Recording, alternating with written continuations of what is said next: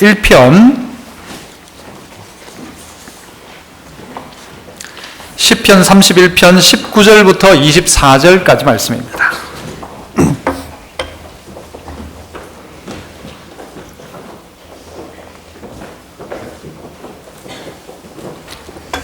시편 31편 19절에서 24절, 제가 19절 먼저 읽습니다. 주를 두려워하는 자를 위하여 쌓아두신 은혜, 곧 주께 피하는 자를 위하여 인생 앞에 베푸신 은혜가 어찌 그리 큰지요.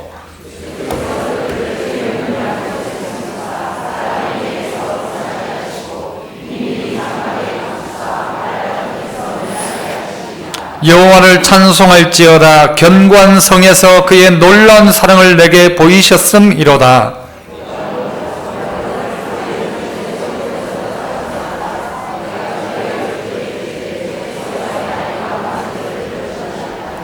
너희 모든 성도들아 여호와를 사랑하라.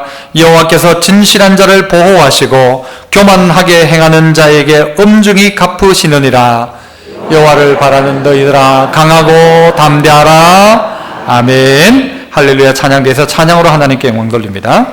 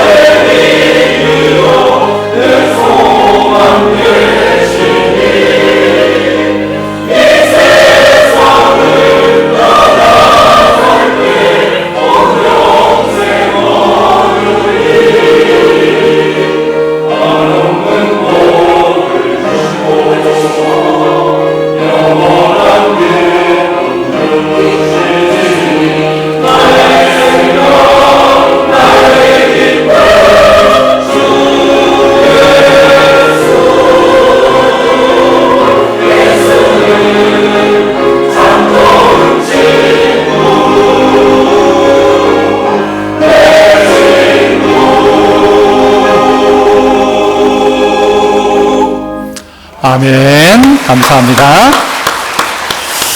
네, 추가 광고 하나 드립니다. 김순덕 집사님 부친께서 소천하셔서 오늘 오후 예배 후에 4시 30분 출발해서 입관 예배를 드리러 가도록 하겠습니다. 상격동 신통요양병원입니다. 네, 오늘 본문 속에 특별히 9절을 보면 주를 두려워하는 자를 위하여 쌓아두신 은혜, 곧 주께 피하는 자를 위하여 인생 앞에 베푸신 은혜가 있다고 이야기합니다. 쌓아두신 은혜가 있고 또 어떤 은혜가 있다고요? 베푸신 은혜가 있더라. 하나님의 은혜가 있더라 이야기합니다. 이건 누가 쓴 시편인가 하면 다윗이 있었습니다. 다윗은 당대에 참 위대한 왕이었고 문학가이자 또 엄청난 용맹가이자 지략가이자 위대한 왕이었습니다. 그랬던 그니까 이렇게 고백할 수 있겠죠. 하나님이 쌓아둔 은혜가 있고 하나님 베푸신 은혜가 있다. 얼마나 위대한 왕이니까 이렇게 이야기할 수 있겠다 싶을지 모르지만, 그러나 31장 전체를 둘러보면 다윗이 이 시편을 쓸 상황이 본문 속에 나타납니다. 학자들은 언제라고 이야기하는가 하면 다윗이 압살롬의 어려움을 당한 후에 이 시편을 썼다고 이야기합니다. 압살롬은 다윗이 좋아했던 왕자였습니다. 아들이죠. 그런데 이 아들이 아버지 다윗을 반역하기 시작했고, 그래서 압살롬 때문에 다윗은 피난길에 떠났다가 결국 압살롬은 결국은 죽게 되죠. 그래서 아들이 죽게 된 상황을 보았던 이 다윗의 마음이 보통 마음이 아니었을 것입니다. 그런 여러 가지 상황들이 그에게는 엄청난 고통이었을 것입니다. 그런 고통 속에 있던 다윗이 이 시편을 썼는데, 그래서 시편 31편 읽지는 않았습니다만 앞부분에 보면 사실 그런 이야기가 쭉 나옵니다. 1절에 나를 부끄럽게 하지 마십시오. 여러분, 우리의 기도 중에도 이런 기도 있잖아요. 하나님, 오늘 살면서 내가 부끄러운 일 당하지 않도록, 부끄럽지 않도록 해주십시오. 하나님, 그들이 나를 위하여 그물을 쳐놓고 있습니다. 이 그물에서 벗어날 수 있도록 해달라고 4절에도 이야기하고요. 9절에 가면 내가 고통 중에 있사오니 내게 은혜를 베풀어 달라고, 임금임에도 불구하고 이 기도할 수밖에 없는 것입니다. 내게 은혜를 베풀어 달라고. 그러면서 자신의 처지를 결정적으로 12절에 어떻게 이야기하는가 하면 12절을 한번 보시죠. 뭐라고 합니까? 내가 잊어버린 바 됨이 죽은 자를 마음에 두지 아니함 같고, 나를 사람들이 다 잊어버렸단 말이에요. 그러면서 결정적인 한마디가 뭐예요? 깨진 그릇과 같으니이다. 깨진 그릇 같습니다. 다윗이 자기의 인생을 보니까 나는 쓰다가 그냥 깨뜨려진 그릇과 같다는 거예요. 그래, 깨진 그릇 같다. 박살나버려서 이제는 더 이상 쓸 수 없는 그릇 같다는, 바닥에 내팽개친 것 같은 그런 마음이 다윗의 마음이었다는 것입니다. 이런 마음에서 오늘 다윗은 이 마지막 고백을 하고 있다는 것이죠. 그러면서 14절도 보시면 여호와여라고 하면서 보세요. 14절 여호와여 어떠하여도 그러하여도 내가 깨진 그릇 같아도, 내가 지금 절망의 상황 속에 있다 할지라도 여호와여 그러하여도 뭐라고 하죠? 나는 주께 의지하고 말하기를 뭐라고요? 주는 내 하나님이시라. 이 다윗의 고백입니다. 그러하여도 나는 주께 의지하고 말하기를 주는 내 하나님이십니다. 어떤 상황에 있다 할지라도 주님은 나의 하나님이십니다. 내가 지금 절망의 상황에 있고 완전히 박살난 깨진 그릇 같은 상황, 어떻게 자식이 반역을 해요. 그리고 반역한 자식을 결국은 마지막에는 죽게 돼요. 이 장면을 바라보고 있는 아버지, 사울을 통해서도 얼마나 많은 어려움들을 겪습니까? 우리는 다윗을 이야기하면 다윗은 위대한 왕으로만 생각하죠. 다윗은 처음 등장할 때부터요, 물맷돌을 가지고 골리앗을 쳐부쉈습니다. 그리고는요, 전쟁에 나갔다면 이기는 거예요. 그러니까 다윗은 만만이요, 사울은 천천히다 할 정도로, 임금은 1000명밖에 못 죽여도 다윗은 10,000명을 죽인다 이야기할 정도로, 만만이다라고 이야기할 정도로 다윗의 인기가 아주 치솟았죠.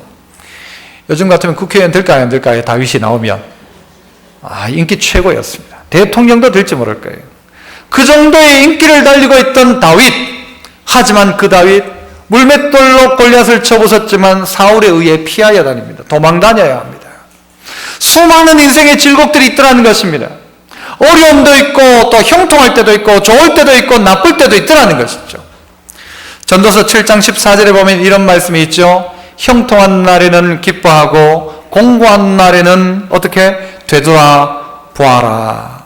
공고한 날에는 되돌아보아라. 이 두 가지를 하나님이 어떻게 하시는가 하면요, 병행하게 하신대요. 형통과 공고를 병행하게 하셔가지고 원하는 바가 뭐예요? 사람이 그의 뭐를? 장래 일을 능히 헤아려 알지 못하도록, 인생이 어떻게 되는 건지를 알지 못하도록. 형통하기도 하다가 어떨 땐 공고하기도 하고, 형통할 땐 기뻐하는데 공고할 때는 되돌아보아 생각하라는 거죠. 이 두 가지가 계속되면서 우리에게 장래의 일을 우리가 상상을 못하는 거예요. 이래 되겠지라고 했는데 그렇게 안 되더라는 거죠. 그러면서 어떻게 해요? 하나님 알도록 도리어 하나님 붙잡도록. 우리의 인생이 마치 이와 같습니다. 오르막이 있으면 뭐가 있어요? 내리막이 있고, 내리막이 있으면 오르막이 또 있더라는 거죠. 인생도 그렇고 다윗도 그랬다는 겁니다. 절망의 상황 속에서도 그의 인생 가운데 보여지는 것들이 있어야 한다는 것이죠. 그게 뭐냐? 무엇입니까? 쌓아두신 은혜가 보여야 되고, 하나님 베푸신 은혜가 되돌아보아 기억되어져야 한다는 것이죠. 이거 기억되어지면 살아나기 시작하는 것입니다. 하나님의 은혜가 기억되고 하나님의 주실 은혜가 기대가 되어지는 그 사람은 회복의 역사가 일어나는 것입니다. 오르막 내리막을 생각해 보면요, 저는 경주가 생각납니다. 경주에 가면 주로 뭐 타죠? 자전거 많이 타지 않습니까? 경주 안 가보신 것처럼 다들 눈을 동그랗게 하시고, 경주 가면 자전거를 타는데요, 예전에 제가 자전거 타니까 경주는 자전거 타기 너무 좋은 동네인데 특별히 좋은 게 뭔가 하면요, 싹 오르막이 있어요. 그러면 오르막 밑에 뭐가 있을까요? 내리막이 쫙 돼요. 그러면 내리막 내려갈 때요, 막 발등을 쫙 밟으면 다시 오르막을 싹 차고 올라요. 그럼 다시 또 쫙 내려가요. 이게 좋아요? 편편한 길이 좋아요, 여러분? 여러분 편편한 게 좋구나, 여러분은. 저는요, 이게 너무 좋은 거예요. 오르막 싹 올라갔다가 샥 내려갔다가 다시는 또 쫙 올라갔다가 샥 내려가는 게 너무 좋은 거예요. 운전하는 사람들이요, 다 꽂은 막 한 100km 거리가 일직선이요. 핸들 틀 이유도 없어. 그대로 있으면 돼. 잠오지요. 힘듭니다. 그런데 그 길이 어떨 땐 굽이 쳐돌기도 하고요, 어떨 땐 우리의 인생이 오르막도 있는데 내리막도 있고, 내리막만 있는 게 아니라 막 골짜기가 막 나옵니다. 골짜기도 어떤 골짜기 나와요? 성경대로 하면 어떤 골짜기?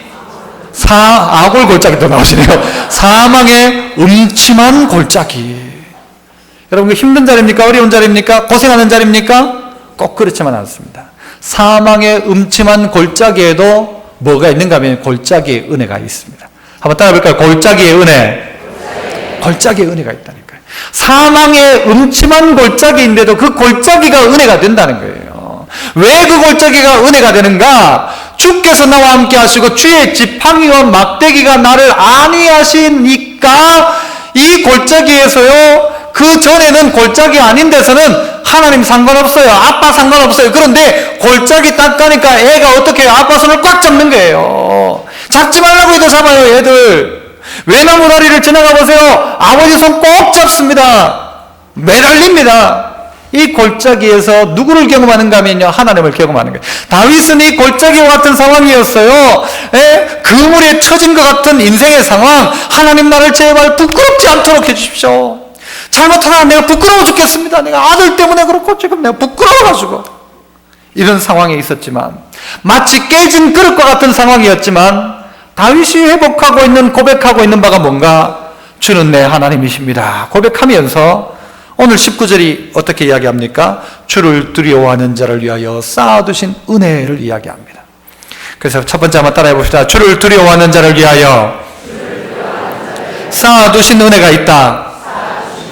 이런 은혜가 있다는 것입니다. 쌓아둔 것은 언제 쌓는 거예요? 쌓아놓은 거예요? 나중에 쌓을 거예요?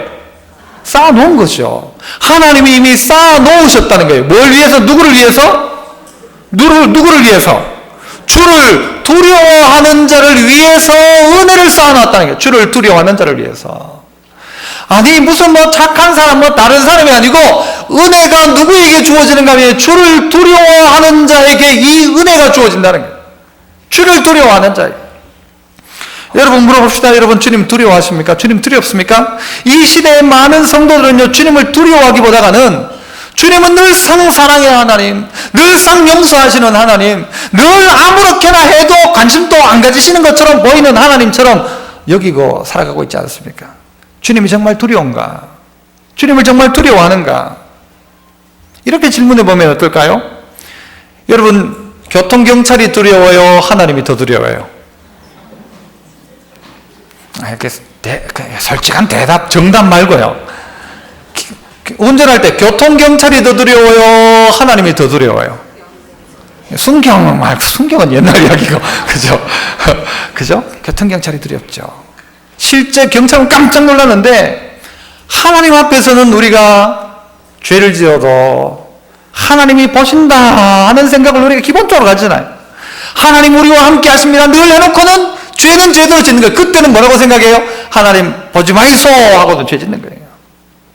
하나님을 두려워하는가라는 질문 앞에 우리가 정말 그렇다라고 이야기할 수 있는지, 우리의 예배가 1부부터 4부까지 있습니다만은요, 이 예배가 참 우리 성도들이 예배 잘 드리도록 하기 위한 이유에서 1부부터 4부가 있을 겁니다만은, 그러나 어떤 성도의 마음속에는 아침 일찍 예배 드리고 오늘 어디 놀러 나갈까? 우리의 편의상 드려지는 식으로 예배가 되어진다면 정말 누구를 두려워하는가라는 문제 앞에 우리는 하나님 두려움 없이 살아가고 있는 사람이 아닌가? 정말 하나님을 두려워한다면 그럴 수 없고, 정말 하나님을 두려워한다면 이래서는 안 되고, 그런데도 우리는 어떻게 하는가 하면요, 내 멋대로 내 하고 싶은 대로 하더라는 것이죠. 이렇게 생각해도 좋을 거예요. 어느 분이 유산 상속을 딱 할 계획을 가지고 있어요. 내가 내년쯤 유산 상속을 해요. 제가 제 아들하고 딸하고 가은이하고 재승이한테 유산 상속을 내년에 한다. 얘들이 제 생일날 잘할까요? 못할까요? 똑같죠, 여러분? 여러분의 누군가가 여러분에게 이만한 걸 주는데 내게 잘 보이고 잘하면 준다라고 하면 바로 그것이잖아요. 쌓아둔 은혜가 있는데 하나님은 누구한테 주는가 하면은 하나님을 두려워하는 자를 위해서 쌓아두신 은혜가 있다. 그를 위해서 줄 것이다. 나는 두려움이 무엇입니까? 하나님 겁나요? 무서워요? 보기 싫어요? 이게 아니란 말이죠. 경외입니다. 하나님 너무 귀하고 하나님 너무 좋아서 그 하나님이 두려운 존재인 거예요. 그 하나님이 어떻게 생각하실까 막 안절부절인 거예요. 하나님이 내가 차린 이 밥상에 이 반찬을 드실까 안 드실까, 하나님이 좀 드셨으면 좋겠는데 하나님 뭘 좋아하시나, 이 마음이 우리 안에 있는 것처럼 그런 두려운 말입니다. 하나님이 내가 정말 어떻게 하나님 기쁘게 할까, 하나님 뭘 좋아하실까, 그런 두려운 말이죠. 경외심으로 가지는 두려운 말입니다. 그런데 사람들은 하나님 두려워하기보다가 사람 두려워합니다. 길 지나가는 사람의 눈 그거 두려워하지 하나님 눈 두려워하지 않더라는 거예요. 누군가가 이야기하는 그 말 두려워하는데 하나님 말씀은 두렵지 않은 거예요. 경찰이 딱 호각 불면 깜짝 놀라는데 하나님이 우리에게 딱 호각을 부는데도 불구하고 두려워하지 않아요. 하나님 모른 척 하있어. 지금까지 그랬던 것처럼 하나님 모른 척 하십시오 라고 죄 가운데 나가는 우리의 모습을 발견하는 것이죠. 그러나 비록 잘못된 길 걸어가다가도 오늘 하나님을 두려워하는 자가 되기 시작하면, 하나님을 의식하고 하나님을 인식하고 살기 시작하면 하나님이 뭘 주시는가? 쌓아두신 은혜를 주시겠다는 약속인 거예요. 다윗은 그 고백을 하고 있는 것입니다. 지금의 상황은 깨진 그릇 같은 상황인데, 땅바닥에 다 철퍼덕 떨어진 상황 같은데, 그러나 하나님 쌓아두신 은혜를 기대합니다라는 거예요. 쌓아두신 은혜를 기대합니다. 수로보니게 여인이 개들도 주인의 상에서 떨어지는 것은 먹습니다. 주인의 상에서 떨어지는 것. 그러니까 자기를 뭘로 보는 거라고요? 자기를 개로 취급하는 거예요. 나를 개로 취급해도 좋사오니 주인의 상에서 떨어지는 것 그거 내게 좀 주십시오 라는 거예요. 뭐예요? 은혜를 달라는 거죠. 은혜를 달라는 것. 주님 앞에 나오는 자, 주님 앞에 주님을 두려워하고 주님 앞에 주님을 사랑하고 나오는 그에게 은혜를 요구하는 그에게 하나님 은혜 주신다는 것입니다. 없다, 부족하다, 안 된다 하지 않으신다고요. 우리 모두 주님의 은혜를 구합시다. 은혜를 구할 시대예요. 다 있다, 이제 필요가 없다 하지 마십시오. 하나님 거두시면요, 그날부로 끝인 것입니다. 은혜가 필요한 존재들이에요. 다윗에게도 은혜가 필요하고, 임금 다윗도 은혜가 필요하고, 목동 다윗도 은혜가 필요하고, 가늠한 다윗도 은혜가 필요하고, 골리앗 이긴 다윗에게도 은혜가 필요하고, 압살롬에게 쫓겨다니는 다윗에게도 은혜가 필요한 거예요. 오르막에도 은혜가 필요하고, 내리막에도 은혜가 필요하고, 골짜기에도 은혜가 필요하고, 우리의 삶에 은혜 없이 안 된다는 것이죠. 그래서 한번 따라할까요? 하나님 은혜를 주옵소서. 한번 더, 하나님 은혜를 주옵소서. 쌓아두신 은혜가 있다잖아요. 없는 게 아니란 말이에요. 못 준다가 아니란 말이에요. 왜 쌓아뒀냐고요. 주려고 쌓아뒀는데 주님을 두려워하고 주님을 의식하고 주님을 기억하는 자가 없더라는 거예요. 주님 필요 없다는 거죠. 주님을 두려워하는 자를 위하여 쌓아두신 은혜, 하나님 그 은혜를 내게 주십시오. 누구에게요? 주를 두려워하는 자에게 주신다고 했어요. 주님을 두려워하는 자에게. 두 번째는요, 또 19절에 나오지만 주께 피하는 자를 위하여 인생 앞에 베푸신 은혜가 있다. 베푸신 은혜. 베푸실 은혜가 아니라 베푸신 은혜가 있다는 거예요. 누구에게? 주께 피하는 자에게. 그래서 한번 따라 해봅니다. 주께 피하는 자를 위하여 인생 앞에 베푸신 은혜가 있다. 하나님이 베푸신 은혜가 있다. 누구에게요? 주께 피하는 자를 위해서. 왜 피합니까? 심심해서? 여러분 심심해서 피합니까 주께? 아니, 위험하니까 피하는 거예요. 왜 피합니까? 힘드니까 피하는 거예요. 왜 피합니까? 무서우니까 피하는 거예요.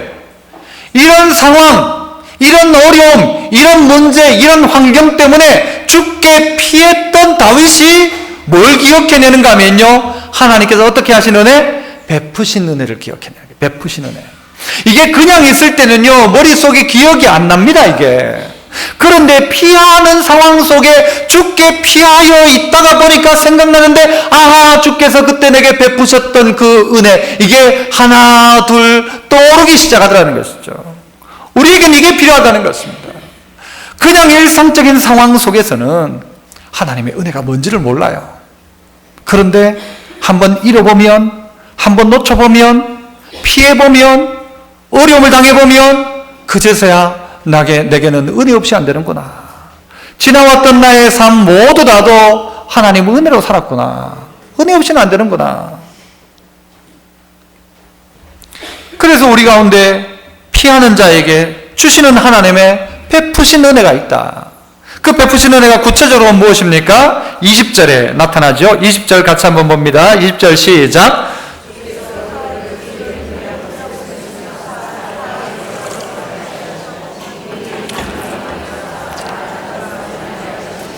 다윗이 고백하는 하나님 내게 베푸신 은혜가 뭔가?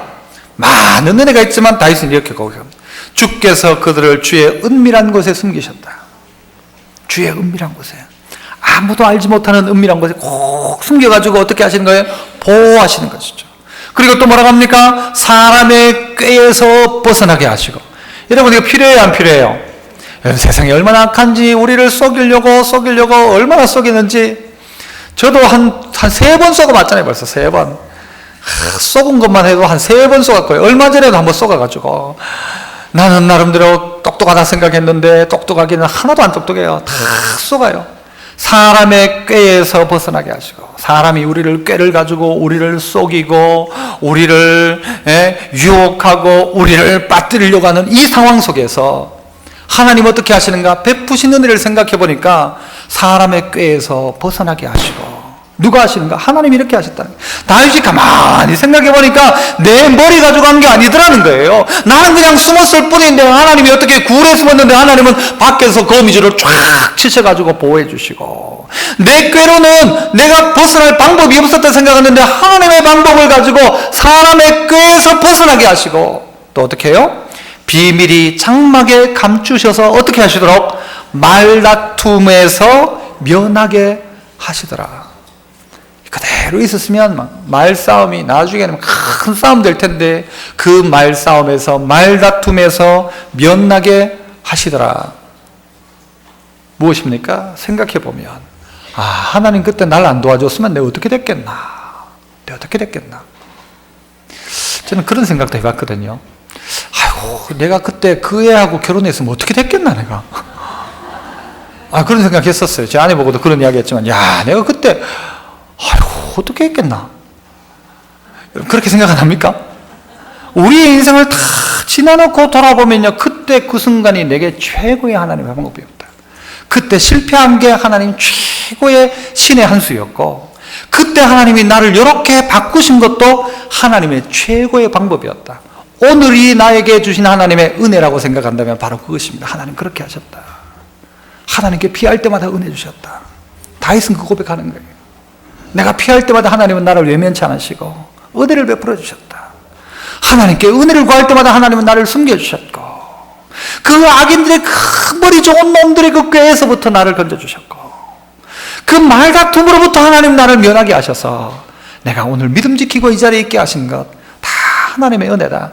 이게 다윗의 입술을 통해 고백되고, 언제 상황이에요? 지금 깨진 그릇과 같은 상황에 있는 다윗이 이야기를 하고 있는 거예요. 지금 절박한 상황, 어려운 상황이지만 그의 머릿속에 떠오르는 두 가지가 쌓아두신 은혜, 그리고 내게 베푸신 은혜, 이 두 가지란 말이에요. 그래서 그에게는 뭐가요? 하나님의 은혜가 그의 머릿속에 가득하여 있는 게, 깨져 있는데도 하나님의 은혜인 거예요. 하나님 뭐하고 계신가요? 그 깨진 그릇을 다시 다 조합하시고요, 우리 깨져가지고 막 어그러진 우리를 다시 하나님이 빚으시는 거예요. 다시 다 만들어가지고는 어떻게 해요?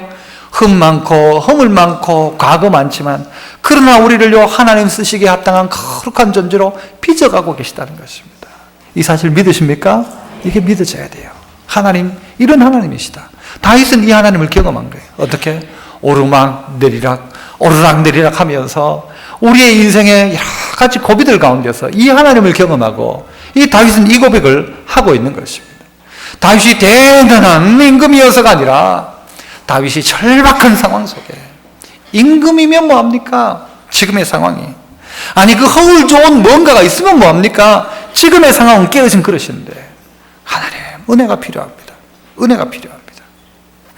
그래서요, 그 세 번째는 어떻게 하는가 하면요, 22절 말씀이죠. 22절, 다윗은 계속해서 진행 중에 있습니다. 22절 읽습니다. 시작.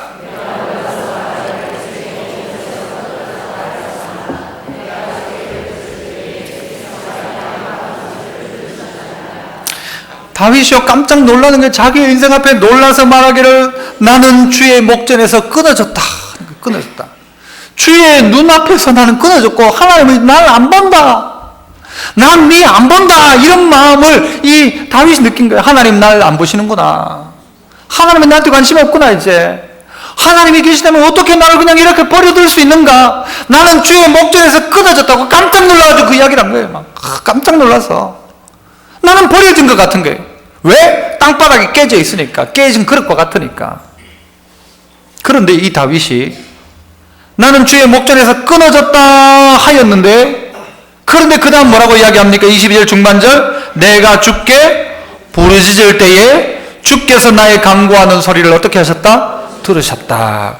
들으셨다. 세 번째로 한번 따라 합시다. 쌓아둔 은혜는 부르짖는 자의 것이다. 쌓아둔 은혜는 누구 거냐? 부르짖는 자의 것입니다. 하나님은 쌓아놨는데 그 누가 가져가는가 하면요, 부르짖는 자가 가져가는 겁니다. 주를 두려워하는 자, 주께 피하는 자, 주께 부르짖는 자. 여러분, 다윗은 이렇게 점점 나아갑니다. 처음에는 두려워하며 경외했어요. 피했어요. 그 다음엔 주께 부르짖기 시작하는 거예요. 여러분, 지금 내가 지금 하나님 앞에서 끊어졌다고 깨진 그릇 것 같은데 부르짖기를 어떻게 부르짖어요? 아니, 기도할 힘이 없는데 어떻게 기도를 해요? 지금 막 맥이 딱 풀려 있는데 어떻게 기도를 해요? 해요, 못해요? 해요, 못해요? 못해요? 해요? 여러분, 할래요, 안 할래요? 그럼 해야죠. 다윗 보세요. 나는 하나님의 목전에서 끊어졌다 하였사오나 내가 주께 뭐요? 부르짖었다는 거예요. 끊어졌다고 했지만, 그것 때문에 깜짝 놀랐지만, 그것 때문에 나는 내 인생이 깨어진 그릇 같았지만, 나는 주께 뭐 했다? 부르짖었고, 하나님은 부르짖을 때 간구하는 소리에 어떻게 하셨다고요? 들으시고 응답하셨다는 거예요. 그러니까 이 쌓아둔 은혜가 누구 거냐면요, 결국은 부르짖는 자의 것이에요. 부르짖는 자의 것. 삼손이 목이 말라서 죽을 지경이었습니다. 그래서 삼손이 하나님 앞에 내가 목말라 죽어서 할례 받지 못한 자의 손에 빠져 죽겠습니다 하면서 목말라 죽겠다고 얘기해서 목말라 죽겠다고. 목말라 죽는 사람이 부르짖을 수 있습니까? 없습니까? 목이 말라 지금 죽어가지고 그래요. 그런데 이 사람이 부르짖을 수 있어요? 없어요? 아니, 부르짖는 게 힘들지. 목말라 죽겠는데 부르짖기는 어떻게 부르짖어요? 부르짖기는 배고파 죽겠는데 무슨 기도가 돼요? 그죠? 지금 아니, 지금 하나님 앞에서 나는 끊어진 것 같은데 무슨 하나님을 불러요? 그런데 부르더라는 거예요. 다윗은 부르짖었고 삼손도 그때 부르짖었어요. 부르짖으니까 하나님 어떻게 하세요? 하나님 한 우묵한 곳을 터뜨리셔서 샘물이 솟아나게 하시는데 샘물 이름이 뭡니까? 엔학고레죠. 엔학고레. 그 뜻이 뭡니까? 부르짖는 자의 샘을 터뜨리시는 거죠. 부르짖는 자의 샘. 안 부르짖으면 터지지 않는 샘이에요. 샘은 원래 그 자리에 있었는지 몰라요. 물줄기는 그 밑에 있었는지도 모르겠죠. 우묵한 곳 밑에 물은 흐르고 있었는지 모르겠죠. 하지만 부르짖으니까 터져나온 거예요. 아니면 우묵한 자의 샘이라고 하겠죠. 우묵한 것의 샘이 아니라 부르짖는 자의 샘인 거예요. 왜? 삼손이 부르짖으니까 하나님이 터뜨려 주신 거예요. 오늘 누가요? 다윗이 부르짖으니까 하나님이 간구에 응답하시고 들으시는 거예요. 그리고 어떻게 하시는 거예요? 쌓아두신 은혜를 베푸시는 거예요.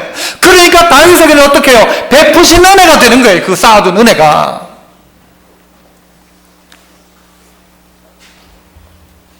배고파서 기도합니다. 배고프기 때문에 기도합니다. 예를 들면 이렇게 기도를 맞춰 연결시킬 수 있습니다. 지금 죽겠다. 너무 힘들다. 깨진 그릇 것 같다. 그래서 기도합니다. 따라해 봅시다. 그래서 기도합니다. 깨진 그릇이에요. 그래도 기도합니다. 끝난 것 같아요. 역시 기도합니다. 네, 그래도 기도하고 그렇기 때문에 기도하고 다른 방법 없기 때문에 역시나 그래도 기도밖에 없으니까 기도하는 거예요. 그 기도를 시작하니까 어떻게 해요? 하나님의 은혜가, 응답의 은혜가 나타나더라. 이것을 다윗은 이야기하고 있어요. 두려워하고 죽게 피하고 이제는요 하나님 앞에 기도하기 시작하는 거예요. 에스겔 36장 37절에는 그런 말씀도 있죠. 그래도 이스라엘 족속이 내게 구하여야, 이스라엘 족속이 자기에게 이루어지기를 내게 구하여야 할지라 그래요. 하나님이 다 준비했어요. 하나님이 주겠다고 약속했어요. 그래도 이스라엘 족속이 자기에게 이루어지기를 내게 구해야 할지니라 그랬어요. 다 준비되었어요. 쌓아둔 은혜, 쌓아둔 거 좀 주이소. 달라고 해야 준다고요. 달라고 해야. 쌓아둬도 간구하는 자에게 준다고요. 그래도 이스라엘 백성이 자기에게 주시기를, 자기에게 이루어지기를 내게 구해야만은 준다 그래요. 그냥 주는 게 아니란 말이에요. 물론 하나님이요 믿는 자와 믿지 않는 자에게 동일하게 햇빛도 주시고 비도 주시고 다 주세요. 일반적인 은총들을 다 주신다고요. 그런데 특별한 은혜가 있다니까요. 어떤 은혜? 쌓아두신 은혜, 나를 살리시고 회복하시는 은혜. 다윗은요 31장 앞부분 보면 자기의 신체 상태, 영적 상태를 그렇게 얘기해요. 내 눈이, 내 심령이, 내 영혼이, 내 육체가 병들었나이다 그랬어요. 다윗은 그렇게 병들어 있었어요. 하지만 다윗은 뭘 회복하는가? 기도를 회복합니다. 기도를. 그래서 또 한번 따라해 볼까요? 기도를 시작하면 하나님도 시작하신다.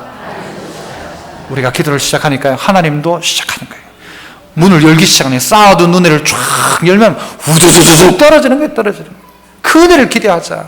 예수 믿는 게 그거잖아요. 삶 주시는 하나님 믿는 게 우리의 믿음이잖아요. 그게. 그런데 포기해버렸어요. 이미 우리는. 쌓아두신 은혜가 있다고 하는데 포기해버려요. 뭘 포기하는가? 은혜를 포기하고 싶진 않은데 뭘 포기하는가? 기도를 포기하는 거예요. 못하겠다, 힘들어, 못하겠다. 안 하는 거예요.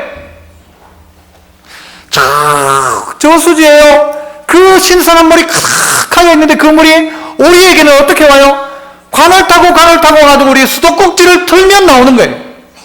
그래 수도꼭지를 안 트는 거예요. 수도꼭지를 틀기만 트면 나오는데 어디에 연결되어 있기 때문에 저수지에 이 파동 이쪽은 어디에 연결되어 있어요? 저 가창댐에 연결된 그 댐이 우리에게는 다른 게 필요한 게 아니고 수도꼭지만 틀면 나오는 거예요.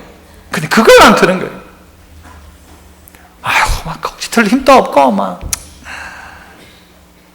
내가 지금 배고파 죽겠는데 무슨 부르짖을 힘도 없고, 목말라 죽겠는데 지금 내가 뭘 할 수 있겠냐. 하지만, 삼손이 목말라 죽게 된 삼손이 부르짖고, 오늘 그물에 갇혀져 있는 것 같은 이 다윗이 하나님께 부르짖고, 깨진 그릇 같은 다윗이 하나님께 부르짖기 시작하니까, 하나님은 응답하시고 역사하기 시작하시는 것이죠.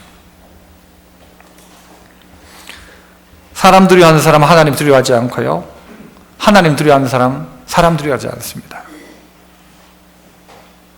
예레미야가 3장 19절 이하에 보니까 이런 말씀이 있어요. 내 고초와 재난 곧 쑥과 담즙을 기억하소서. 자기의 고난이죠. 고초와 재난, 쑥과 담즙. 내 마음이 그것을 기억하고 내가 낙심되었어요. 막 이것 때문에 내가 낙심이 된 거예요. 내가 아이고 이것도 못하고 막 힘들고 막 쓰고 신물이 나고 막 죽겠어. 이것 때문에 낙심되어 있는데, 자 21절 같이 한번 볼까요? 같이 읽습니다. 시작. 이것을 내가 어디에? 내 마음에 담아 두었더니 그것이 오히려 뭐가요? 나의 소망이 되었다. 나의 소망이 되었다. 내 마음에 두고 있으니까 그게 도리어 내 소망이 되었다. 여호와의 인자와 긍휼이 무궁하심으로 우리가 진멸되지 아니함이니이다.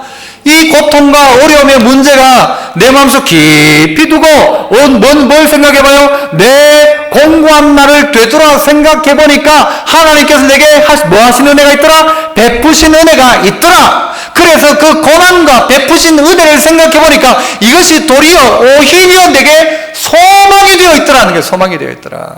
그 고난이 바뀌어 내게 도리어 소망으로 바뀌어져 있더라는 거예요. 다윗에게 이 고통이 사망의 음침한 골짜기를 다니고 있지만 사망의 음침한 골짜기기에 손잡을 분 오직 하나님 한 분밖에 없다는 것이 선명하게 보이기 시작하는 것이죠. 아닙니까? 이게 신앙 아닙니까? 마지막으로는요, 23절과 24절에 23절 뭐라고 합니까? 너희 모든 성도들아 여호와를 뭐하라? 사랑하라. 여호와께서는 진실한 자를 어떻게 하시고 보호하시고 교만한 자는 엄중히 갚으시느니라. 여호와를 바라는 너희들아 강하고 담대하라. 아니 앞에는 두려워하라 해놓고는 주님은 두려워하지만 주님 두려워하면 세상에서요 강하고 담대하게 되어지는 거예요. 그래서 네 번째 따라해 봅시다. 은혜 입은 자여 여호와를 사랑하고 여호와를 바라라. 은혜 입은 자예요. 은혜 입은 자. 여러분 지금 이야기된 게 두려워하고 피하고 죽게 부르짖어 간구했잖아요. 이것의 최종 결정체는 뭔가 하면요, 하나님을 사랑하는 것입니다. 너희 모든 성도들아 여호와를 사랑하라. 사랑하면요 모든 것이 다 포함되어져 있는 거예요. 여호와를 두려워함, 여호와께 피함, 여호와께 간구함, 그 모든 것이 사랑 속에 다 들어있는 것입니다. 사랑 속에.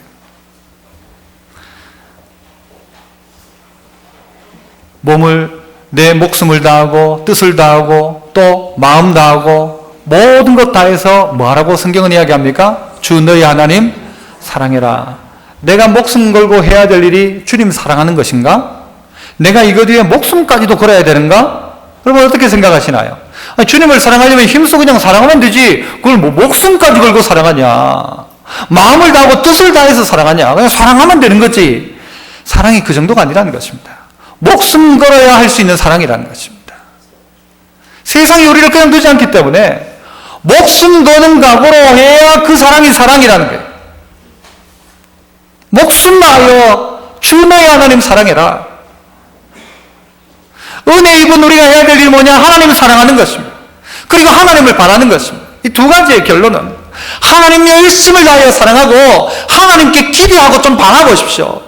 하나님이 이렇게 해주실 것에 대한 기대함들 가지십시오. 그러면요 더 간절한 기도가 나오는 거예요. 하나님을 사랑하면요 뭐든지 원하는 걸 구할 수 있는 거예요. 하나님을 사랑하고 여호와를 바라고 기대해라. 시편 103편 2절에서 5절 가운데 보면요 이런 말씀이 있어요. 내 영혼아 여호와를 송축하며 그의 모든 은택을 잊지 말지어다. 그가 네 모든 죄악을 사하시며 네 모든 병을 고치시며 네 생명을 파멸해서 속량하시고 인자와 긍휼로 관을 씌우시고 좋은 것으로 뭐를요? 네 소원을 만족하게 하사 네 청춘을 누구처럼? 독수리같이 새롭게 하신다. 누구에게입니까? 하나님 사랑하는 그에게. 하나님 사랑하면 좋은 것으로 네 소원 만족하게 해준다. 네가 비록 지금 어떤 상태인지 몰라도 네 청춘을 독수리같이 새롭게 해주신다. 이 기대함 가지셔야 되고요. 가져야 마땅한 것입니다. 괴테는 이런 이야기를 했다죠. 하늘은 필요할 때마다 은혜를 베푼다. 신속히 이것을 포착하는 사람은 운명을 개척한다. 하나님은 늘 우리에게 은혜를 주시는데, 쌓아두신 은혜를 베푸시는데, 이 은혜가 은혜인 줄 아는 사람은 인생을 새롭게 개척하고 새로운 인생을 열어간다는 것입니다. 은혜인데도 은혜인 줄을 모르는 거예요. 생각한 적이 없으니까. 하나님의 사랑함이 없으니까 깨달아지질 않는 거예요. 이게 하나님의 사랑인지 하나님의 은혜인지를 모르는 거예요. 당연하게 여기는, 당연하게. 내가 사망의 음침한 골짜기를 다닐지라도 해를 두려워하지 않을 것은 주께서 나와 함께 하시리라.